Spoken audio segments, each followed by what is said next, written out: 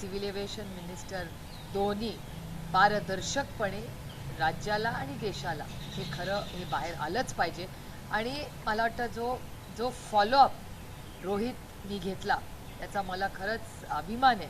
कारण ज्या पद्धतीने त्यांनी होमवर्क केलं, पाठपुरावा केला आणि त्याच्यामुळे ह्या गोष्टी बाहेर तरी आल्या आणि ही घटना दुसऱ्या कुणाच्याही घरात घडू नये हाच आमच्या त्याच्या मागचा प्रयत्न. राम नायडू यांच्या राजीनाम्याची मागणी वारंवार रोहित पवार करतायत. तुमचे पूर्ण आता तेच मत असणार आहे का? नाही, मला असं वाटतं पूर्ण रिपोर्टही येऊ द्या. अर्थातच रोहितच्या भावना ह्या मी पूर्णपणे समजू शकते. ज्या दिवसापासून हे ही घटना घडली, दुर्दैवी घटना घडली, आमच्या घरात सगळेच अस्वस्थ झालेत. कारण का म्हणजे आम्ही अजूनही खरं वाटत नाही की ती गोष्ट अशी झाली आहे.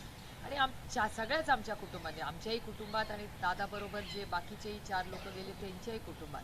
आणि त्याच्यामुळे मला हा एक पहिला टप्पा आहे ज्याच्यात जी सरकारने एक निर्णय घेतला आहे त्याचं मी स्वागत करते. पण अजूनही हे 0 ॲक्सिडेंट्स कसे होतील ह्या बाबतीत आपण सगळ्यांनी एकत्र मिळून काम केलं पाहिजे आणि पारदर्शकपणे सगळं वास्तव बाहेर आलं पाहिजे. 4 विमानांची उड्डाणं थांबवली, पण त्यासाठी माणसांचा जीव जावा लागला, तिथपर्यंत त्यांना वाट बघावं लागली असं म्हणत. म्हणजे काही त्रुटी अगोदर नव्हत्या का असं म्हणता येणार नाही? हे खूप दुर्दैवी आहे. त्याच्यामुळे हे लॅप्सिस कशामुळे झाले आणि कुणामुळे झाले याची अर्थातच इन्क्वायरी झाली पाहिजे. आणि माझा विश्वास आहे हे लोक करतील. आणि आता पार्लमेंट एक 10 दिवसांनी सुरू होईलच, त्याच्यात आम्हाला माहिती अजून कळेल. कंपनी आहे तिथे फक्त 4च उड्डाणं थांबवली.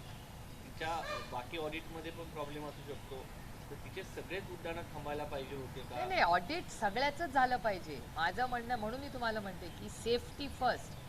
प्रत्येक विमानाचं हे ऑडिट झालंच पाहिजे. नियम कायदे कशासाठी असतात? पाळण्यासाठी ना. Rules are made to be followed, not broken. त्याच्यामुळे आता तुम्ही बघा, दादाचं झालं नाही की 15 दिवसात परवा झारखंडला झालं, 7 लोक गेलेत त्याच्यात. आपण सगळ्यांनी या गोष्टी फार गांभीर्याने घेतल्या पाहिजेत. अनेक म्हणजे कुटुंब उद्ध्वस्त झाली आहे त्याच्यामुळे. त्यामुळे हे विषय फार गांभीर्याने घेतले पाहिजेत. आणि माझी अपेक्षा आहे की सिव्हिल एव्हिएशन मिनिस्टर आणि मंत्रालयाने याच्यात जातीने लक्ष घालून बारीक प्रत्येक विमानाचं सेफ्टी ऑडिट हे पारदर्शकपणे झालं पाहिजे. फक्त भेसरचाच मुद्दा आहे का? रोहित पवार यांनी उपस्थित केलेली श्वेता सिंग, नेक्सस, जुने एअरक्राफ्ट आणणं, त्याच्यामध्ये मग बऱ्याचशा गोष्टी आहेत, त्याची पण चौकशी व्हायला पाहिजे. नाही, माझं काय म्हणणं आहे, चौकशीला प्रॉब्लेम काय? जर नियम कायदे, हा देश नियम कायद्याने चालतो, कोणाच्या मनमर्जीने चालत नाही.